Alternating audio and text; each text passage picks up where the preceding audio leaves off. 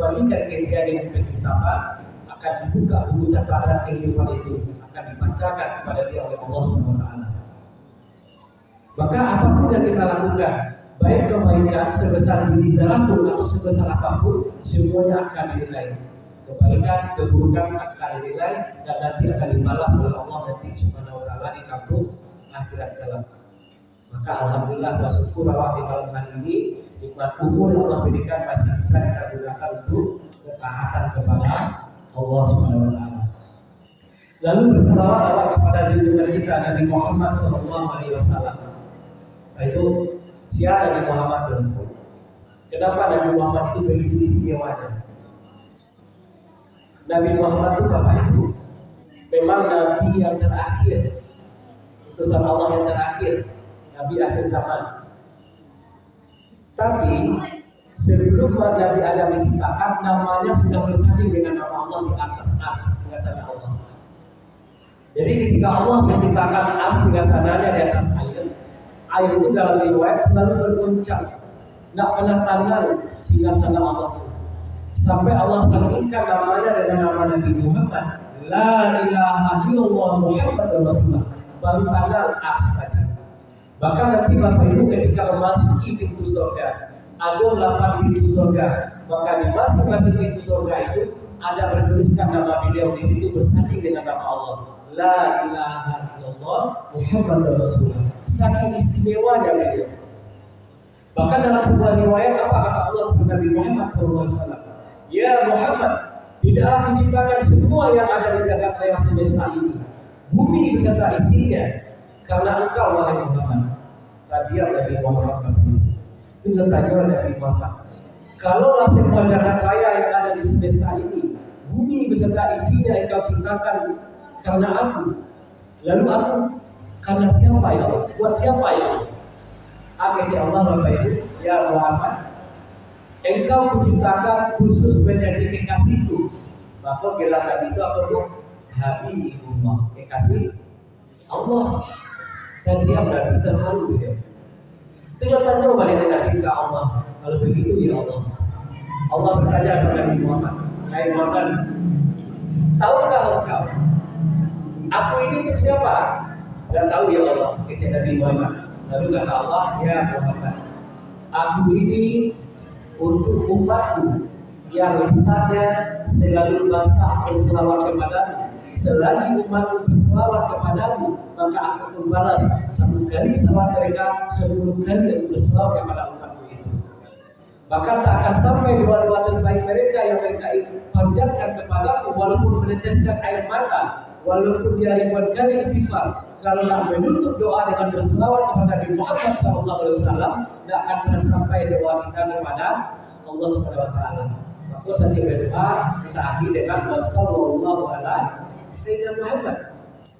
Bahkan dalam hadis-hadis lainnya Nabi katakan, 1 kali umatmu berselawat ya Muhammad, akan kuangkat 10 kali derajatnya.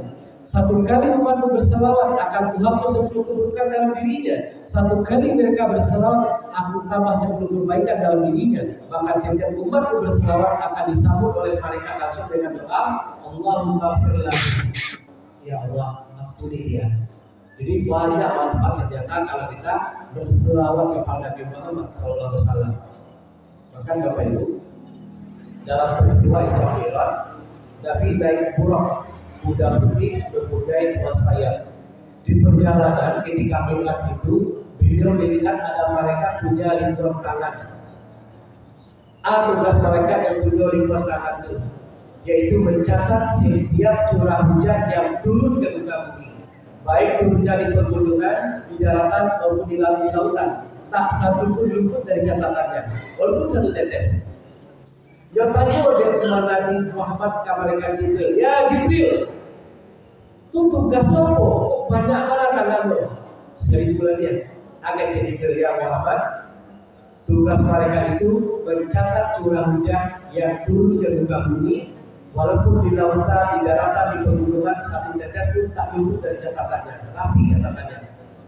Ditanya oleh Nabi Muhammad, adakah yang luput dari catatan itu? Ditanya oleh malaikat yang tulus dari tangan tadi. Agak malaikat tadi, ya Muhammad, Kalau dia hujan itu bergedungi, tak satu pun luput dari catatanku, walaupun satu tetes, tapi ada yang luput dari catatanku.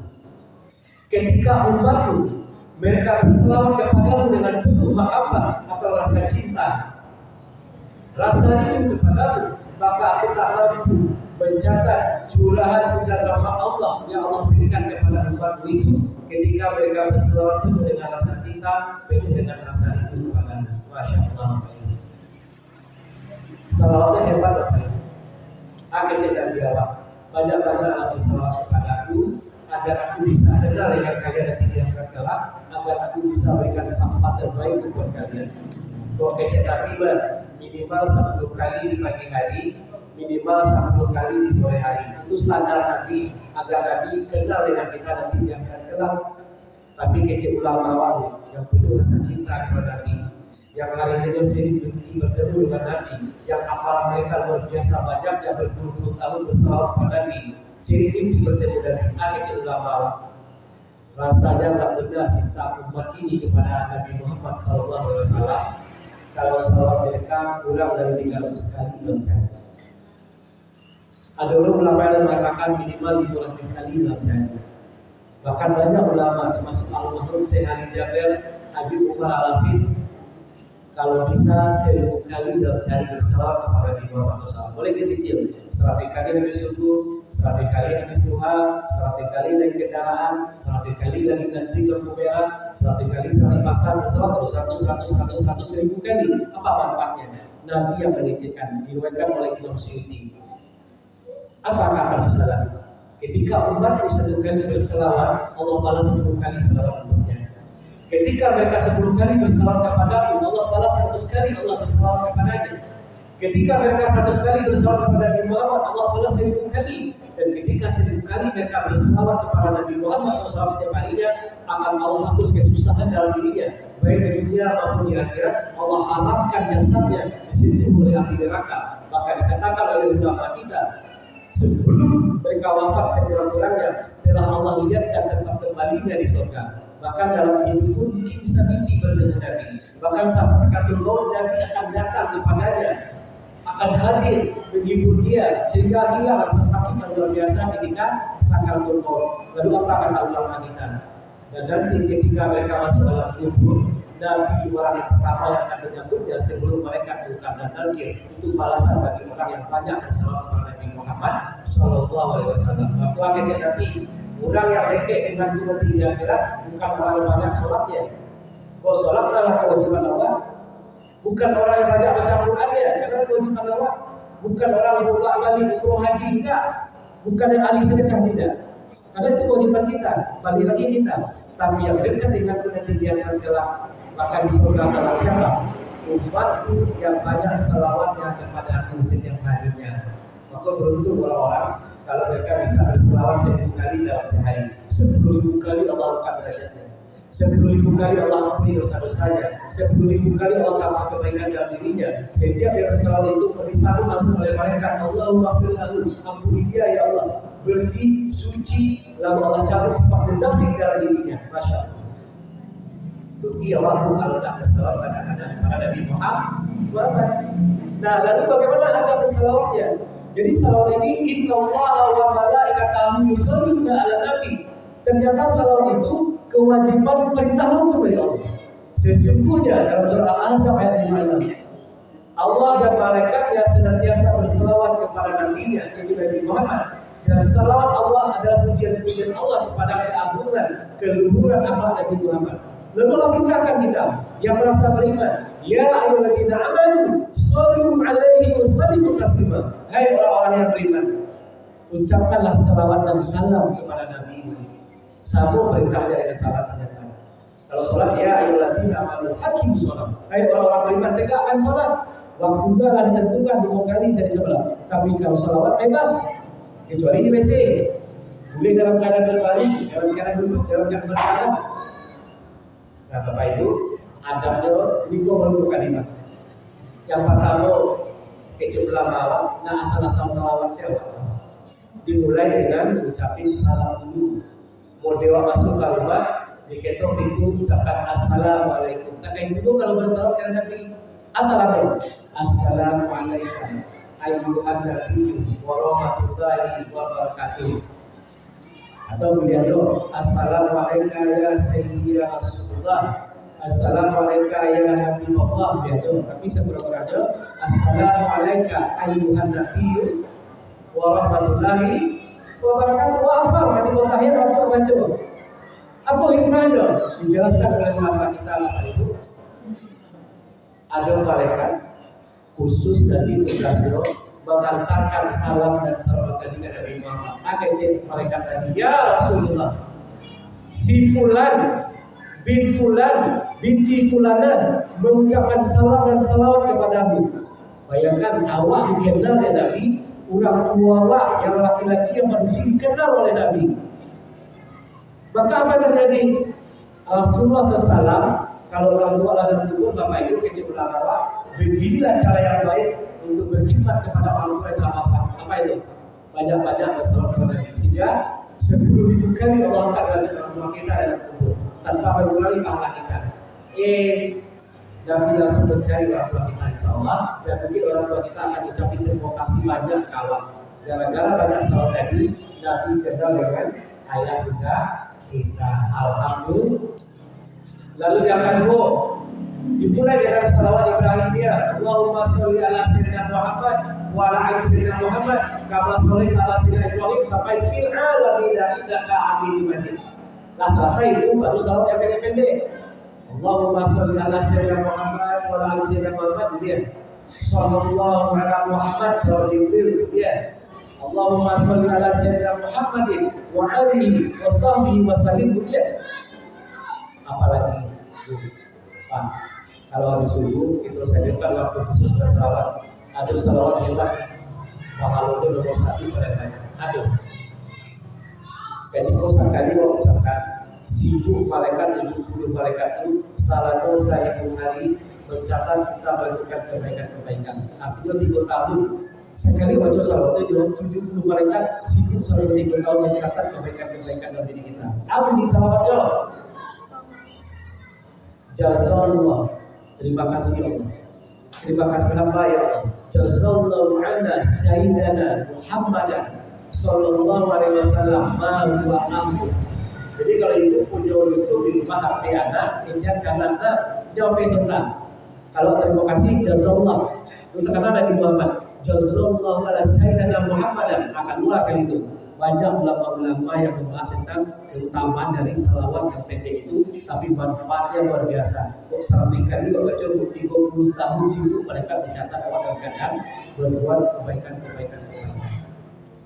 Baik, Bapak Ibu, itu baru mukadimah. Kedua mulai kaji awal tentang peristiwa Isra dan Mi'raj. Bapak Ibu, Isra dan Mi'raj kapan terjadinya? Ya, 2 kali baca 1 tahun sebelum beliau hijrah ke Madinah. Artinya tahun 11, tahun 12 kenabian. 20 tahun beliau berdakwah di kota Mekah, tapi umat sakit itu yang masuk Islam. Hanya sedikit orang yang beriman.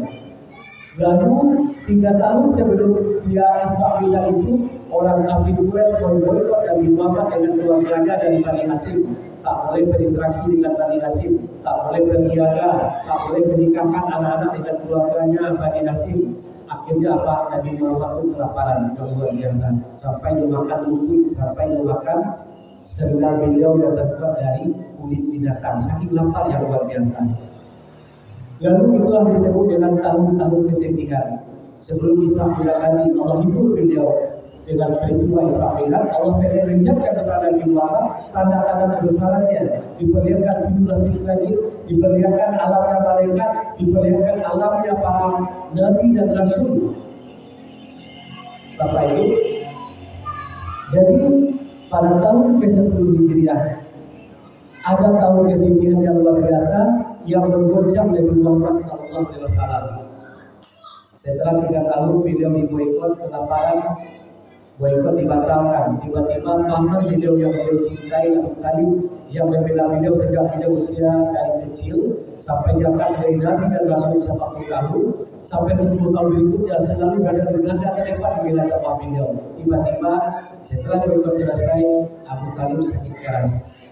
Ayah memeriksa dari Muhammad Bapak Ibu. Saat kalau mau akajak Nabi paman, ucapkanlah La ilaha illallah Muhammad Rasulullah agar aku bisa membela engkau dan tidak akan kelak. Tunggu kawan Abu Jahal. Wahai Abu Talib, apakah engkau akan meninggalkan agama nenek moyangmu, agama Abu Talib? Akhirnya dia gelekan kapal lu di Abu Talib, kapal Nabi Muhammad. Ya Muhammad, baliklah Rasulullah mengucapkan kalimat itu.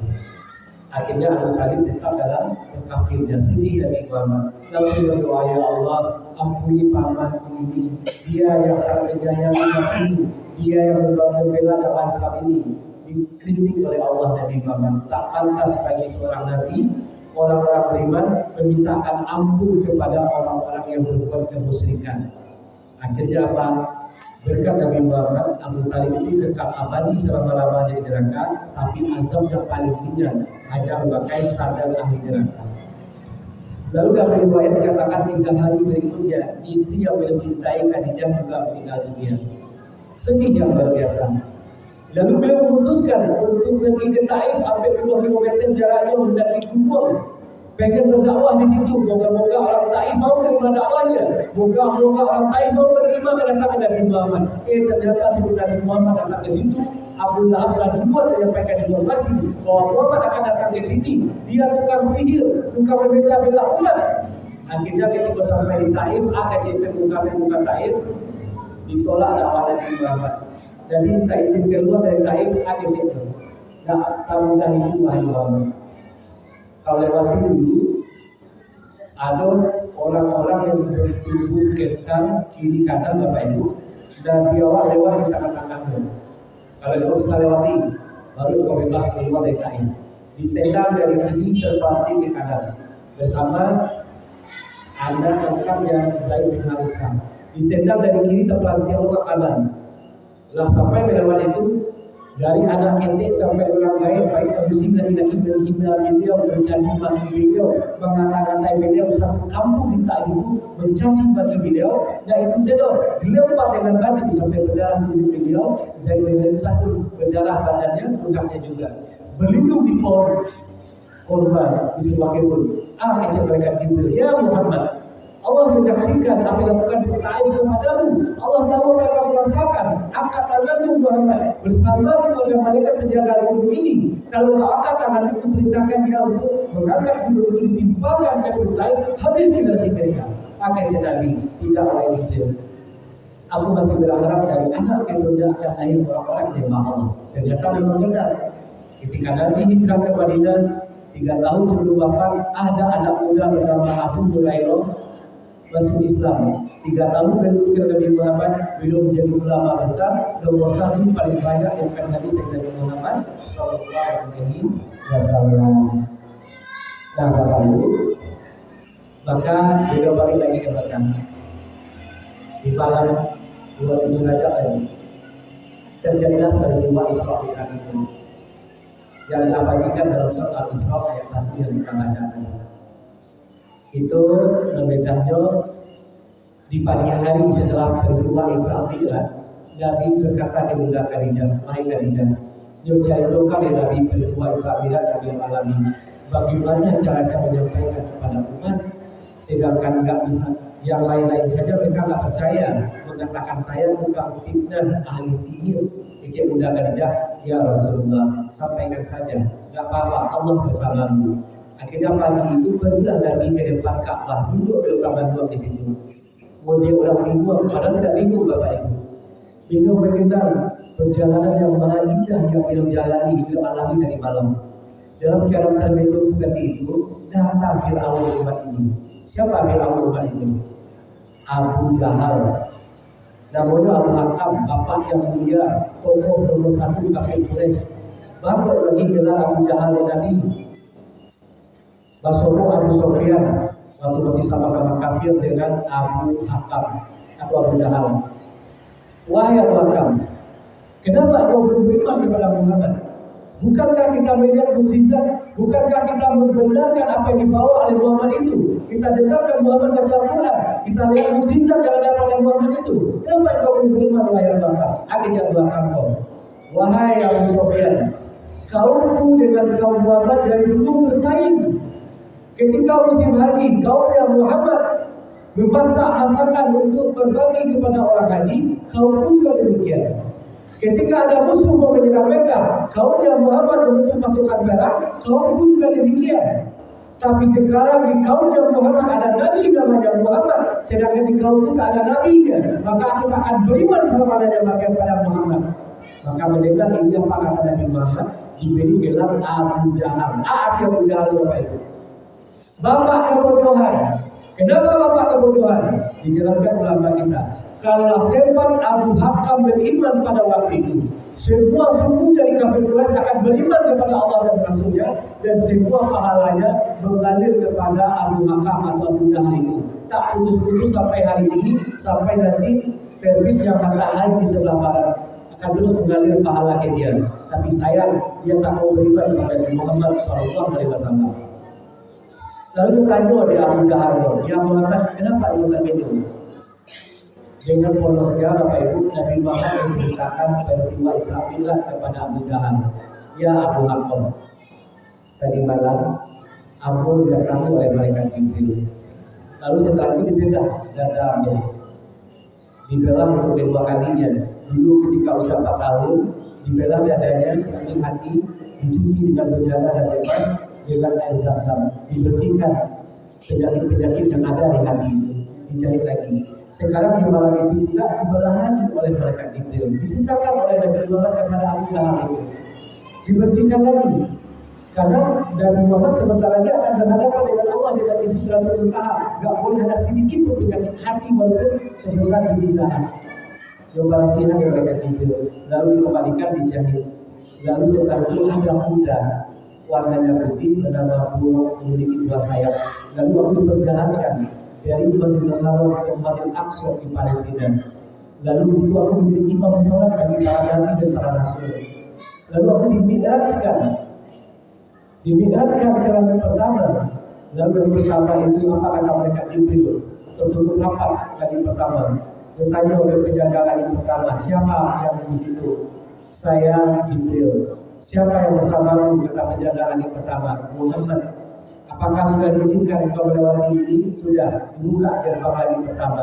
Maka di lagi pertama Nabi Muhammad menceritakan kepada Abu Jahal, aku bertemu dengan orang yang tinggi sekali, 30 hasta tingginya. 1 hasta itu Bapak Ibu sama dengan 1,6 meter. Berarti kalau 60 hasta 30 meter tingginya, itu bapak moyang kita. Ditanya oleh Nabi Muhammad, siapa itu wahai Jibril? Itu Nabi Adam alaihissalam, bapak moyangmu yang mana? Ucapkan salam kepada Nabi Muhammad. Lalu di hari pertama juga Rasulullah SAW diperingatkan ada sungai Nil dan sungai Furat yang ternyata sumber airnya berada di langit pertama itu. Bagaimana caranya di bumi Allah yang tahu wala bersama. Dan di hari pertama Nabi diperlihatkan siksa-siksa azab kubur. Ada orang-orang yang berenang di telaga darah yang sangat panas dan sangat busuk. Sejak dia berenang ke tepi, ada malaikat yang menunggu di tepi, lempar dengan batu sampai pecah bibirnya itu. Balik lagi kita kan. Yang tanya oleh Nabi Muhammad, ya Jibril, itu orang itu kenapa? Ya Muhammad, itulah orang-orang ketika hidup di dunia memakan harta anak yatim. Diperlihatkan juga pada Nabi Muhammad ada orang-orang yang terus membuncit. Lalu ada segerombolan orang di lantai yang setiap pagi dan petangnya diseret oleh Allah, yaitu Fir'aun dan keluarganya. Diperlihatkan kepada Fir'aun dan keluarganya siksa neraka setiap pagi dan petang sampai hari kiamat. Lalu dia injak-injak perut orang yang buncit tadi sampai meletus. Siapa itu? Yang perutnya buncit kata Jibril, orang yang suka makan harta haram, harta riba. Sedangkan yang di lantai itu Fir'aun dengan keluarganya. Lalu dari pertama, Nabi menceritakan adalah dikasih 2 mangkuk makanan, 1 makan itu lezat sekali, harum wangi, sangat menarik. 1 lagi busuk, menjijikkan. Tapi anehnya orang itu mengambil yang busuk itu dimakannya. Dia nggak bisa menolak. Bertanya oleh Nabi Muhammad Jibril, siapa itu yang Jibril? itulah orang-orang ketika hidup di dunia suka berbuat zina. Ada yang halal dalam jalur pernikahan, tapi dipilih yang haram. Artinya sekarang dia makan yang musuh-musuh itu sebagai hukuman karena dia berzina ketika hidup di dunia. Lalu Bapak Ibu naik Nabi ke langit kedua. Di langit kedua bertemu dengan Nabi Isa dan Nabi Yahya. Di langit ketiga bertemu dengan Nabi Yusuf yang ganteng itu kalau dikumpulkan artis-artis Korea yang ganteng-ganteng, lalu dikumpulkan orang ganteng sebuka bumi separuh orang-orang ganteng itu dikumpulkan satunya. Kakak Nabi Yusuf seorang, lebih ganteng Nabi Yusuf. Kakak itu mana gantengnya Nabi Yusuf. Terpesona Nabi Muhammad dengan kegantengan Nabi Yusuf. Di langit keempat bertemu dengan Nabi Idris. Di langit kelima bertemu dengan Nabi Harun. Di langit keenam bertemu dengan Nabi Musa. Di langit ketujuh bertemu dengan Nabi Ibrahim. Lalu beliau naik di Sidratul Muntaha, tempat yang sangat tinggi sekali. Maka disitulah beliau kembali kepada wujud aslinya, punya sayap sebanyak 360 sayap. Lalu kata dia belakang tangan, ya Muhammad, aku dah sanggup melangkah lebih jauh dari sini. Ini batas, boleh aku melewati ini. Maka di Sidratul Muntaha itu tempat yang sangat indah itu, yang tak pernah dilihat oleh mata, kata Rasul, takkan pernah dirasakan oleh manusia. Indah yaitu Allah datang berhadapan dengan Nabi. Riwayat mengatakan face to face. Disitulah Nabi sujud. Lalu Nabi berkata, At-tahiyatul mubarakatus sholawatu thayyibatun. Ya Allah, Assalamualaikum ayyuhan nabiyyu wa rahmatullahi wa barakatuh. Salam dan kemuliaan. Tapi tidak ada begini. Kembalikan salam Allah tadi ke itu kepada umatnya. Assalamualaikum kata Nabi wa ala ibadillahi sholihin. Benar dia ini semua malaikat berkata, asyhadu an la ilaha illallah wa asyhadu anna Muhammadar Rasulullah. Maka disitulah Allah perintahkan perintah sholat kepada Nabi Muhammad dari 20 kali sampai 5 kali. Mencari tokan dari Nabi Muhammad ke Abu Jahal. Sadang pada Abu Jahal.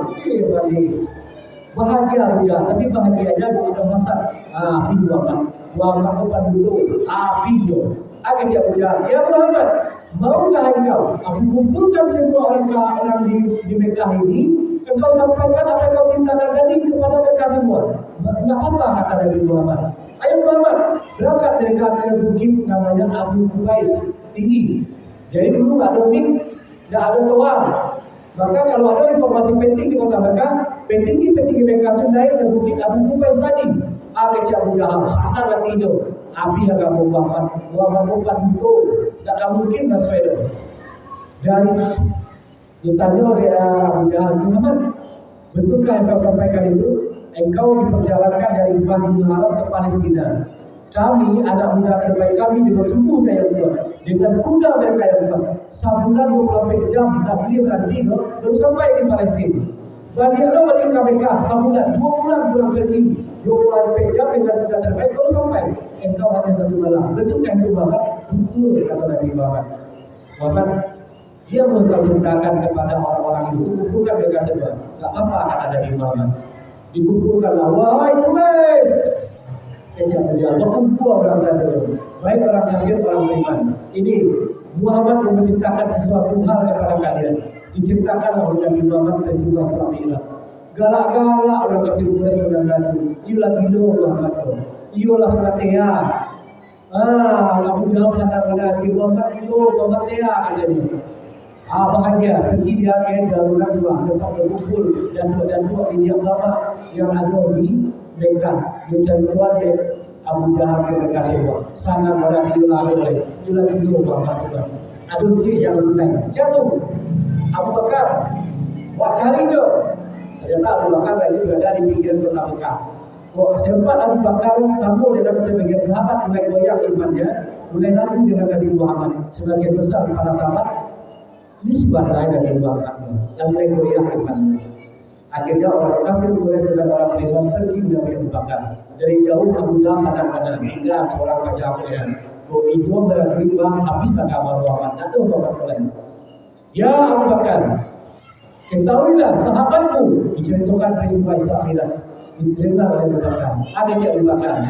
Wahai Abu Jahal, apakah itu disampaikan oleh Muhammad? Benar ya Abu Bakar. Kalau disampaikan oleh Muhammad, jangankan hanya sekedar itu, Muhammad dinaikkan dari bumi ke langit. Sedangkan kitab ayat Allah saja turun dari langit ke bumi. Aku beriman, aku percaya.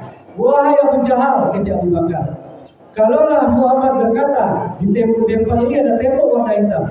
Lalu Muhammad berkata, tidak wahai Abu Bakar, tembok itu warnanya putih, maka akan kubutakan mataku. Aku berkata, benar ya Muhammad, tembok itu warnanya putih. Begitu imannya Abu Bakar. Lalu diberi gelar Abu Bakar As-Siddiq. Gara-gara kekuatan imannya itu, akhirnya kembali kokoh imannya para sahabat yang sudah mulai lentur tadi. Akhirnya lewat putus asa, Abu Jahal dan Abu Bakar berlalu sambil mengumpat-umpat Abu Bakar. Gagal dia memprovokasi Abu Bakar. Akhirnya Abu Bakar merasa cemas dengan kondisi sahabatnya dari Muhammad. Bergegas Abu Bakar dengan para orang beriman menuju Bukit Abu Qubais. Sampai di situ akhirnya Abu Bakar, ya Muhammad, ya Rasulullah. Dengan harapan semua orang berkumpul lagi. Naik dalam puncak Abu Qubais. Ya Rasulullah. Abu Jahal datang kepada aku tadi menceritakan apa yang terjadi pada aku tadi malam. Apakah itu betul Muhammad? Betul ya Abu Bakar. Kalau begitu ya Rasulullah, kamu benar, kata Abu Bakar. Bertambah-tambah lagi ibadah para sahabat. Bertambah-tambah kafirnya orang kafir. Akhirnya Abu Bakar, ya Muhammad, kami tahu engkau orang yang tak pernah datang ke Palestina. Semua kami di sini sudah bolak-balik ke Palestina. Maukah engkau ceritakan bagaimana kondisi Palestina? Bagaimana kondisi Masjid Al-Aqsa, tiang-tiangnya, pintunya? Baik, kata Nabi Muhammad. Allah bukakan hijab. Lalu Nabi sampaikan Palestina itu seperti ini kondisinya, jalan-jalannya, tiang-tiangnya, jendela-jendelanya. Semua berkata, baik orang kafir, orang beriman, Muhammad benar, Muhammad benar, Muhammad benar. Mereka yakin. Lalu kejadian, kalau kau yakin juga, ketika aku tadi dari malam itu dari Palestina ke Mekah ini di perjalanan kemudian kafilah dagang kalian, kafilah dagang Quraisy, namanya sebulan disebut Nabi. Untanya beberapa ekor, di depannya ada unta berwarna putih, di lehernya diselendangkan kain berwarna merah, dan di perjalanan satu ekor unta lepas. Aku katakan, wahai Quraisy, untamu ada di lemah pulang sana. Mereka pun mengambil unta tadi. 2 hari ke depan, kafilah dagangmu akan sampai di sini. Akhirnya 2 hari berikutnya, orang-orang beriman, orang-orang kafir pergi sebuah kepada di gerbang Mekah namanya gerbang Bani Sa'idah. Akhirnya menjelang zuhur datanglah kafilah dagang tadi. Persis seperti yang disampaikan oleh Nabi Muhammad. Di depannya ada unta berwarna putih, ada di lehernya diikatkan kain berwarna merah. Disampaikan oleh Nabi Muhammad ada sifulan, semuanya yang disampaikan Nabi Muhammad ada ternyata. Bertanya oleh orang Quraisy, wahai Quraisy, apakah betul engkau dari Palestina? Betul. Apakah di perjalanan unta kalian ada yang hilang? Lalu ada yang berbisik mengatakan untamu berada di sana? Benar, dari mana kalian tahu? Nih, orang ini yang mengatakan, ini Muhammad. Akhirnya semua orang kafir Quraisy berkata, Muhammad benar. Tapi walaupun mereka berkata Muhammad benar, justru setelah kejadian itu Bapak Ibu bertambah-tambah kekafiran mereka, bertambah-tambah kejahatan mereka kepada Rasulullah SAW dan para sahabatnya. Puncaknya pada tahun ke-13 kejadian mereka bersepakat awak untuk Muhammad boleh. Awak ada untuk dari suku, masing-masing suku memutus satu putusan supaya ada yang akan membunuh awak bunuh di malam itu. Akhirnya terjadi peristiwa hijrah dari Mekah ke Madinah. Bapak Ibu, di peristiwa Isra dan Mi'raj tadi Bapak Ibu ada sesuatu hal yang luar biasa. Hampir semua perintah Allah kepada kita turunnya ketika Nabi Muhammad hidup di dunia. Tapi terkhusus ketika sholat langsung dijemput oleh Rasulullah SAW di Sidratul Muntaha. Begitu istimewanya sholat ini sampai dijemput langsung oleh Rasulullah berhadapan-hadapan dengan Allah. 5 kali saya semalam yang wajib dan yang sunnah-sunnah untuk menyempurnakan yang wajib. Apa hikmah sholat itu Bapak Ibu? Seperti disampaikan Bapak Guru tadi, yang pertama bisa nanti diakhirkan adalah sholat. Kalau sholat awal baik, nah itu ya Allah untuk catatan amal tadi. Baik sebelum Bapak kita masuk surga tanpa hisab. Cuma Bapak Ibu, awal evaluasi di malam ini dari tahun ke tahun peringatan Isra dan Mi'raj. Sudahkah sholat kita berkualitas? Kemudian wajah Pak Ibu Allah sesuai ibarat awal di puncak piramida, awal sampai di puncak pada tinggi, tidak ada tangga ke atas, tidak ada tangga turun ke bawah. Usia sampai 22 dan 20 tahun ke atas, usia persiapan menuju garis finish. usia persiapan menuju kematian, dari hari kedua menuju kematian Allah. Ibarat orang berjalan jarak jauh Bapak Ibu, biasanya hampir 2 kilometer dia maraton hadiah itu 100 miliar. Panjang garis finish, apakah mereka memperlambat lari mereka atau mempercepat lari mereka? Mereka akan mempercepat lari mereka agar bisa jadi benar. Harusnya Allah ini juga mempercepat lari kita. Nah, salah satu caranya berbanyak sholat dan tingkatkan kualitas sholat kita. Nah, sebagai penutup 5 menit saja, Bapak Ibu, coba evaluasi sholat awal. Awal di level mana ini? A kecil itu pada level. Atau di level orang sholat. Atau di level orang sholat. Yang pertama, kurang sholat, tapi dia celaka dengan sholatnya. Dia sholat, tapi dimasukkan neraka ya. Neraka. Fawailun lil musallin. Siapa mereka yang masuk neraka dan celaka? Itu sholat tapi celaka. Alladzina hum an sholatihim sahun. Mereka lalai dengan sholatnya. Mereka sholat hanya sekedar duduk kewajiban. Di antara mereka orang sholat jauh sama satu, dia sholat wajib tidur. Orang sholat asar sama dia sholat asar jam mana? Maka itu dosen. Padahal sholat itu ada waktunya. Dia lalai dengan sholatnya. Walaupun sholat itu belum selesai, penting gua sholat. Ini bisa dikategorikan fawailul musallin. Alladzina hum an sholatihim sahun. Kurang yang lia dengan sholatnya. Siapa mereka? Mereka sholat bukan karena Allah, tapi sholat mungkin karena jabatan, sholat mungkin karena cara berdoa dan sebagainya. Lalu level kedua, awak fokus ke situ kan? Mungkin apakah kita termasuk di level kedua? Siapa level kedua kau? Orang sholat dari takbir sampai assalamualaikum dianggap tidak sholat oleh Nabi Muhammad. Level ketiga, orang sholat tapi dia hanya sedikit dapat pahala dari sholat yang dia kerjakan itu. Kapan sedikit itu? Maka perlu ihsan itu dia yakin dia lagi berdialog dengan Allah. Jadi yakin Allah menyembuhkan dia. Baca kata Allah Akbar. Lisan yang mengucapkan bacaan surat, hati pikiran itu Allah ingat dengan Allah. Kategori ingat dengan Allah tadi, huruf demi huruf yang dibaca tadi dicatat sebagai pahala kebaikan. Menggoda ada setan kanza, aja setan itu ingat ini ya, ingat itu ya, ingat ini ya, kita kalah ada satu yang berarti. Ini kalau ada masuk ada sampah yang tak boleh panggil dan dinikmati. Kok masih disuruh dimakan yang baca dia ya, baru lepas dia pulang pengajian. Tak sadar imam masuk assalamualaikum. Tapi dia nggak ada ingat Allah sama sekali. Tapi lumayan di awal-awal lain ya Allah dicatat. Itu level ketiga. Level KP Allahu Akbar. Dia lebih banyak ingat Allahnya daripada lalainya. Ibarat orang dalam memotong sawah yang mungkin tergelincir dia boleh kata tergelincir boleh kata dia. Kemudian setan pengendalian melayang bulan itu diam baru baca boleh. Nah level kelima level khusus dari takbir sampai assalamualaikum benar-benar dia telah mengkhususkan dirinya hanya kepada Allah. Akhirnya alibi kata tadi tertancap anak-anak tubuhnya, tolong cabut ketika aku lagi sholat. Jadi sholat, assalamualaikum. Sudah kan baca Allah tak terasa sakit ini. Kenapa? Karena itu dia berkati sholat tadi. Nah kita masuk level kedua, ulang sholat, tapi dianggap tidak sholat. Awak khawatir awak assalamualaikum, jangan awak Bapak Ibu termasuk level kedua. Dalam Sahih Bukhari Muslim yang dilatih di Kuwait, Nabi lagi juga dengan sahabatnya di masjid Nabawi. Datang seorang sahabat, dia sholat, Allahu Akbar, Assalamualaikum. Tetapi dari mana? Assalamualaikum ya Rasulullah. Waalaikumsalam. Irji'. Sorry fa'ilahu muslim. Nanti sholat karena kamu belum sholat. Weh, kecewa balik. Dia bingung supaya balik. Allahu Akbar. Assalamualaikum. Kita udah. Assalamualaikum ya Rasulullah. Waalaikumsalam. Irji'. Ulangi sholatmu karena kamu belum sholat. Ulangi sholat yang tadi kali. Allahu Akbar. Assalamualaikum. Kita tidak dibalik kecil tadi irji. Ulangi sholatmu karena kamu belum sholat. Lalu kita katakan, ya Rasulullah, ajarkan aku bagaimana cara sholat yang benar itu. Nah, dua kali Nabi. Dan tidak langsung mengajarkan sholat itu. Yang pertama dia Nabi cara berwudu. Akhirnya Nabi kesabaran ini.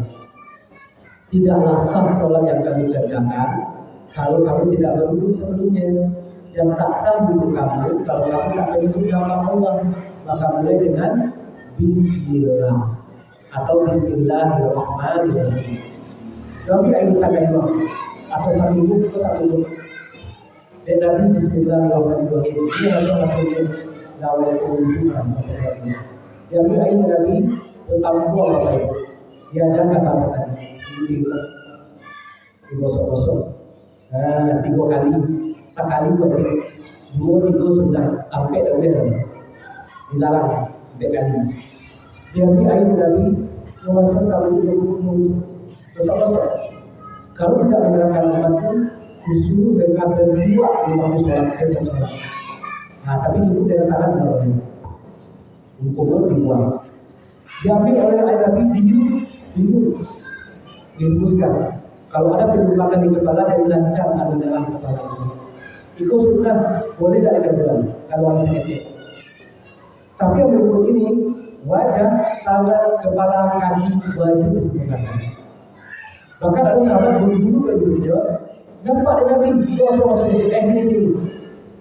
Ulangi wudhuku karena kamu belum berwudhu. Nabi mencari apa itu? Hanya serujung kuku di bagian kaki tak tersentuh air wudhu. Kejadian Nabi ulangi wudhu. Kamu belum berwudhu. Maka wajah wajib sempurnakan. Kan cara wudhu wajah tadi. Nabi air Nabi bapak ibu ditumpahkan di kening. Nah, ditumpah di kening. Yang sampai kalau dulu pernah. Kalau itu waktu yang sering keluar rumah, pakai baju stabil, pakai make up, pakai lipstick. Make up tuh bapak ibu, anak gadioa anak dia anak daru, dia make up di luar ini. Itu mengandung waterproof. Apa waterproof? Anti air. Sehingga ibu-ibu ini kalau berkeringat tak luntur tak luntur sekali karena waterproof tadi. Makanya ketika dia berwudu kalau dia tak mencuci dengan sabun cuci muka, make up dan lipstick tadi, maka air itu tak sampai menyentuh kulit wajahnya, tak masuk di pori-porinya, maka wudunya dikatakan tidak sah. Dibawa sholat tak diterima oleh Allah. Dibawa berdoa tak dijawab. Maka kalau Allah pakai make up, pakai lipstick, bawa sabun cuci muka, diberasikan muka dulu, diberasikan lipstick, baru cuci wajah, baru sah wudhunya. Lalu diambil air oleh Nabi, dituangkan sampai ke situ, kayak tadi 3 kali, diambil air dituang oleh Nabi, baru dibilas kepala. Diambil air oleh Nabi, dituang lagi, terikan yang lubang tank situ di atas dibersihkan. Nah, pas di kaki kata Nabi, apa awak ceknya, jangan lupa. Berarti kita nggak sah gimana caranya oleh Nabi bisa selalu. Telapak kaki, jempol dan bawahnya dibersihkan. Baru selesai berdoa. Nah, selesai duduk macam doa duduk. Asyhadu an la ilaha illallah wahdahu la syarika lah wa asyhadu anna Muhammadan abduhu wa rasuluh. Allahumma ja'alni minat tawwabina wa ja'alni minal mutatahhirina wa ja'alni min ibadika. Sama dengan doa. Allahumma firli wa li walidayya, Allahumma firli wa li walidayya, Allahumma firli wa li walidayya, Allahumma firli wa li walidayya, Allahumma firli wa li walidayya warhamhuma kama rabbayani saghira. Ibu kami doa. Karena ketika baca doa tadi, asyhadu an la ilaha illallah, lapan pintu surga terbuka. Yang bagi Allah, silakan masuk bayi orang beriman. Tadi itulah bukti awak saya tak Allah. Dan kata balik dan sebelum berdoa untuk 5 kali. 5 kali berdoa kali 5 kali. Habis menjawab azan, la ilaha illallah, baca doa azan. Tambah lagi yang tadi, Allahumma firli wa li walidayya, diakhiri dengan warhamhuma kama rabbayani saghira. 5 kali lah. 5 kali udah 50 kali baru kita awak sebagai anak ya soleh dan berbakti kepada orang tua. Apa itu? Seketik lain. Ada yang fatal apa itu?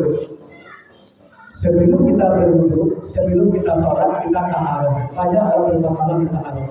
Bermasalah di taharah bisa dibilang wudhu tidak sah. Kalau wudhu tidak sah di sholat nggak diterima Allah.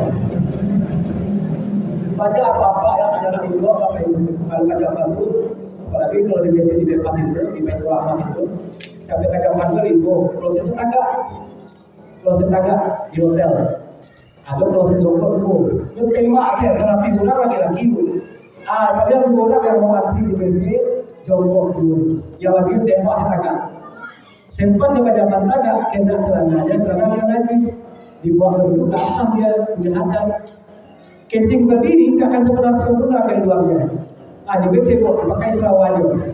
Berjalan beberapa langkah menunggu sisa-sisa kencing yang belum keluar tadi keluar, tapi tidak terasa disiram oleh celana dalam. Ketika celana dalam dibaui bau kajakan, bayangkan ada sisa kencing di celana dalam kita bawa ke hidup biasa. Dibawa sholat tak diterima Allah. Maka wudhu itu, kencing itu gerbang awal kita beribadah kepada Allah. Maka anak jawab pertama jongkok seperti ini. Yang kedua, setelah selesai kajaman sadojo, disuruh berdehem, tarik nafas, pakai pernapasan dulu 3 kali. Yang ketiga baru cebok. Airnya Bapak Ibu 2 kulah kalau bisa dalam mazhab Syafi'i. Itu baru air suci mencucikan. 2 kulah itu 60 cm di hidung, 60 cm lebarnya, 60 cm panjang isi pada itu 2 kulah. Walaupun terkena najis sedikit, ya kan steril. Tapi kurang 2 kulah kena tai cecak, tak sah. Maka perlukan 2 kulah. Kalau ada masaji macam mana tampon dia bayuang. Dengan kayu itu kita cebok. Kalau buang air besar jangan pernah di depan, akan pernah bersih, tapi dari belakang pakai sabun, kalau ada sabun di tiga atau di ember. Oke. Nah, sebagai penutup kalau itu agak cek Nabi sahabat tadi di sini diajarkan sholat tadi.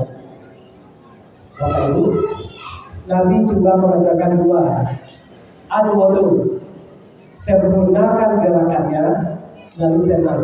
Pertama ketika berdiri kakinya lurusnya seperti ini, garis, lurus seperti ini. Ibarat bocor logoen. Di kaki bocor, dia akan lurus seperti ini.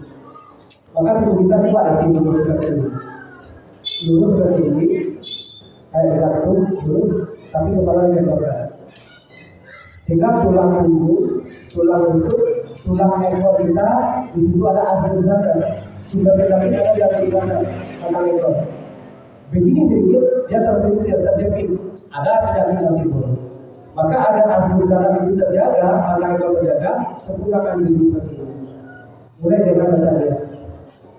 Dalam tinggi. Lalu kita takbir. Takbir itu hanya boleh ibu sebahu sebenarnya. Allah Akbar. Ada di sini, di sini. Lalu kata Nabi, diam sesaat sampai terbungkus tenang. Ketika membaca ayat, lisannya nggak boleh diam seperti ini, nggak sah salatnya. Tapi dinapaskan yang dilakukan dari 2 suara yang berbeda.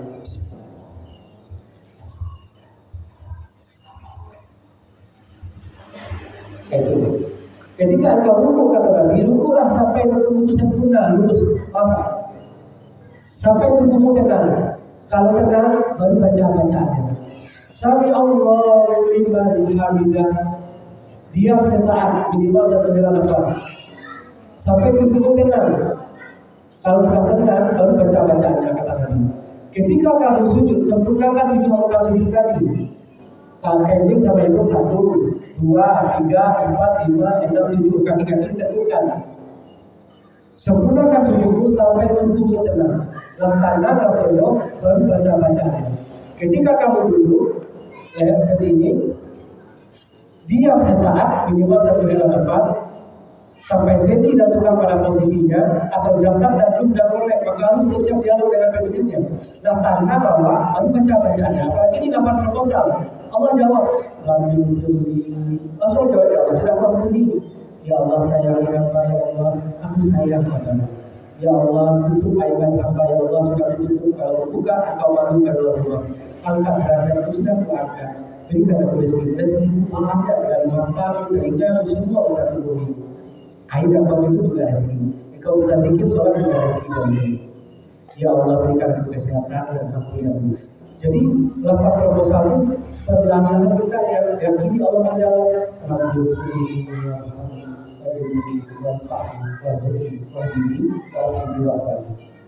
Sujud Allah. Tahiyat. Tahiyat itu dalam bahasa Syafi'i jempol sama jari tengah diadu seperti ini. Lalu tangan seperti ini dari awal dia sudah itu. Matanya tunduk-tunduk itu bahasa Syafi'i, bahasa lain bedanya. Maka disini at-tahiyatu barakatuh sholawatu thayyibatu assalamualaikum warahmatullahi wabarakatuh. Assalamualaikum warahmatullahi wabarakatuh. Pas kalimat Allah asyhadu an la ilaha illallah. Berkaitan sampai fil alamin innaka hamidum majid. Pasalam tangan seperti ini tetap ke depan.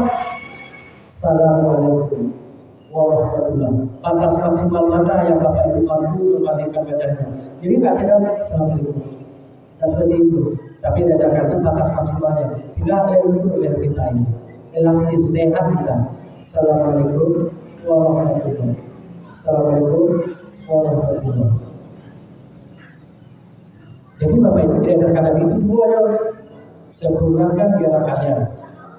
Yang diajarkan Nabi. Lalu tenang.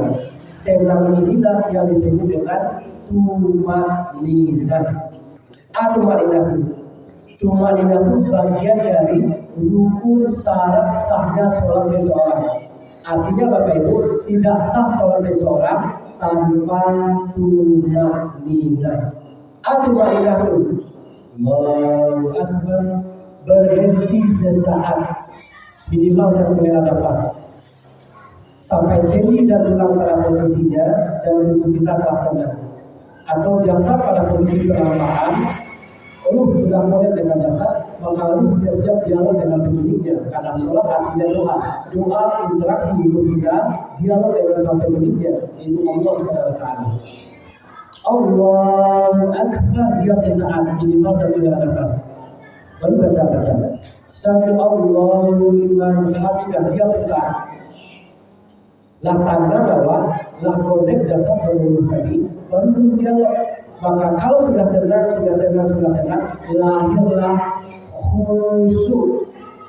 Jadi khusyuk itu lahirnya dari tenang, dari tumaninah.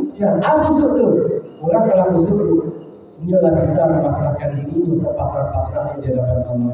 Dia menghindar diri sehingga-hinggarnya di hadapan Allah. Dia menghambakan diri sehingga-hinggarnya di hadapan Allah. Allah satu, yang lainnya nol. Terpikirkan satu. Cukupkan nol. Satu Allah, yang lainnya nol. Satu per nol hasilnya tak terhingga. Maka orang yang khusyuk dalam sholatnya, dia akan jadi pribadi yang tak terhingga. Maka sholat seperti inilah yang akan mencegah dia dari perbuatan keji dan munkar. Inna sholata tanha alifasa iwal munkar. Lalu amalan sebagai penutup, banyak awal salah di situ. Ada lupa ketika assalamualaikum tadi. Assalamualaikum warahmatullahi. Tetap ke depan. Assalamualaikum warahmatullahi. Kalau assalamualaikum ke depan, warahmatullahi. Habis subuh, habis maghrib diajarkan oleh Nabi. Sahih hadis Daud. Mau tak Bapak Ibu dihapus dan dari daftar calon penghuni neraka? Sampai neraka di pagi hari itu ketika baca doa itu 3 kali berdoa, ya Allah, haramkan jasad hamba itu dari siksa di neraka. Aduh, dalam posisi masih seperti ini berdoa. Allah juga dibaca. Allahumma ajirni minannar. Allahumma ajirni minannar. Allahumma ajirni minannar. 7 kali di kala subuh, 7 kali di kala maghrib. Setelah itu istighfar 3 kali agar kalau ada dosa-dosa kelalaian ketika sholat diampuni, sholat diterima. Astagfirullahaladzim. Alhamdulillah, 3 kali langsung sholat diterima, langsung dosa diampuni. Karena tadi kama apa benar tadi. Bila Allah SWT tapi Allah dengan istighfar tadi Allah ampuni, Allah terima. Lalu habis subuh dan maghrib baca ini 10 kali. La ilaha illallah wahdahu la syarikalah, lahul mulku wa lahul hamdu yuhyi wa yumiitu wa huwa ala kulli syai'in qadir. Wa la haula wa la quwwata illa billahi. Satu kalimat itu Allah tambah 10 kebaikan dalam diri kita. Satu kalimat itu Allah tambah 10 keburukan. Allah angkat derajat kita. Allah buatkan kita dari sihir dari orang lain ke jalan orang lain. Lalu apa itu? Al-Fatihah sekali. Sampai hurufnya mengampunkan dosa-dosa kita, mengampunkan dosa kita. Ayat kursi dan tidak habis sholatnya. Kenapa? Batas kita dengan surga hanya kematian kata Nabi. Mati setelah itu semua itu. Lalu Al-Baqarah 3 ayat terakhir, lillahi ma fis samawati wa ma fil ardh. Lalu jangan pernah tinggalkan qul huwallahu ahad 3 kali setiap waktu sholat. Kali 5 kali waktu sholat. 5 kali Nabi bagi cedak 10 kali saya coba kasus setiap hari seolah-olah aku lagi mengirimkan bahan untuk membangun istana surga kita. Allah beri permanen surga istana surga 10 kali. Mulai 2 kali. Qul a'udzu birabbil falaq 1 kali. Qul a'udzu birabbil nas 1 kali. Kalau itu apa-apa Sayyidul Istighfar. Allahumma anta la ilaha illa anta khalaqtani sampai akhir sampai bagus. Jarak itu dengan surga terhindar dari neraka hanya kematian juga. Lalu jangan pernah tinggalkan subhanallah 3, alhamdulillah 3, Allah Akbar 3. Kotak aja tetap diperjalankan seolah menjadi hutang bagi awak. 1 kali baca setiap hari, dosa-dosa yang lalu, dosa-dosa akan datang akan diampuni. Tuhan Maha Aja saja. Mau jadi ada apa-apa tak ikut saya. Entah apa dia baca. Entah bantu tak ikut dia baca. Kalau nak bantu dia baca dosa yang batin. Apa itu? Allah. Artinya pun tidak salah. Maka coba biasakan Allah itu 2 harf. Allah. Jadi subhanallah. Antara suara Allah itu 2 harfnya. Allahu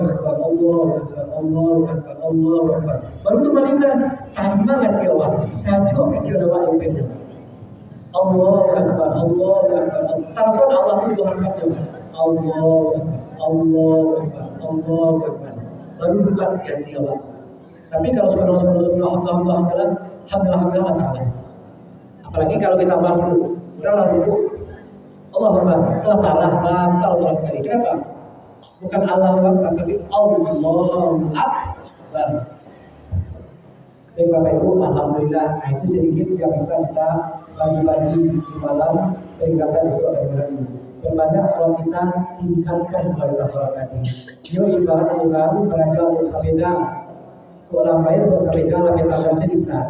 Maka itu sholat tadi, sholat khusyuk itu mudah dan yakin dulu tadi. Sempurnakan gerakan jauh. Lalu tahan bahwa akan ada minimal 1 hela nafas. Beri nomor boleh jauh sampai tanda bahwa baru dialog dengan Allah. Karena sholat itu artinya doa dialog antara kita dengan Allah, maka tanda bahwa. Nah, seperti itu Bapak. Semoga kalau seperti itu sholat kita bagus. Dan yang hebatnya lagi, ketika ibu coba agama tadi, akhirnya dari Allah. Kalau semua jamaah tidak diterima sholat dari Allah, lalai dalam sholatnya. Hanya 1 imam yang diterima. Gara-gara 1 imam diterima, semua jamaah diterima sholatnya. Kalau imam tidak diterima sholatnya, semua jamaah tidak diterima sholatnya, lalai dalam sholatnya. Hanya 1 orang yang diterima. Gara-gara 1 orang itu diterima sendiri.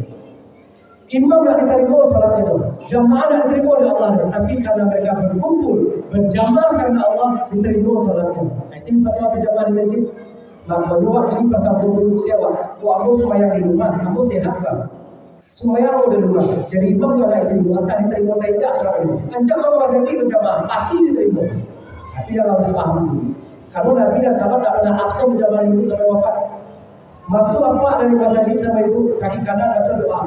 Allahumma ftahli abwaaba rahmatik. Akan Allah, hai mereka langsung catat pahala sholat itu. Alun sholat maghrib tadi dari pahala sholat maghrib dicatat. Alun sholat isya dari pahala sholat isya dicatat. 5 kali saya semalam Allah doain masalah itu nilainya. Artinya ketika sholat pada mandi-mandi lain untuk menempatkan kita kualitas kita surganya di hadapan Allah. Lalu pahala berjamaah tadi lah berjamaah 27 derajat pahalanya. Ibu punya ditui itu tangguh dia 12 pagi. Ulang ditui balik 1000 coba. Sebutir 10 kali 1000 10.000. Di pasar Badindia sebutir 27.000. Kalau 10 kalah 270.000. Di bawah juga di Siko atau di Badindia? Aja di Badindia 270.000 rupiah. Kok 5 kali saya semalam di Siko 50.000 ya. Di Badindia 1 juta di 250.000. Kok sebulan lebih dari 50 juta. Kalau di Siko juga paling dapat sejuta lebih ya. Di bawah juga aja di Siko atau di pasar Badindia tadi tadi. Begitulah nekatnya kalau kita selalu berjamaah di masjid. Dan orang berjamaah di masjid sampai puluhan hari betul-betul tak pernah lepas dari rakaat yang 5. Allah cabut sifat munafik dalam dirinya. Allah jauhkan mereka jahanam sejauh-jauhnya dari setiap harinya itu semakin jauh dan ada harapan masuk surga tanpa hisab, tanpa azab. Maka momentum Islam cintai Allah ini selalu jaga selalu berjamaah di masjid. Ya ayyuhalladzina amanu haqimus shalah. Hai orang-orang beriman, tegakkan salat cirinya. Yang menegakkan salat itu pertama dulu di awal waktu. Yang kedua juga berjamaah. Yang ketiga berjamaahnya di mushola atau masjid. Itu ciri orang menegakkan salat. Di dua itu mengerjakan sholat. Nah, itu Bapak Ibu yang kita pahami. Jadi menyesal awak seperti sahabat kalau berjamaah menangis wadahnya. Ya Allah, gara-gara urusan dunia kalau berjamaah di masjid. Seperti para sahabat menangis kalau berjamaah di masjid. Nah, itu penyesalan mereka.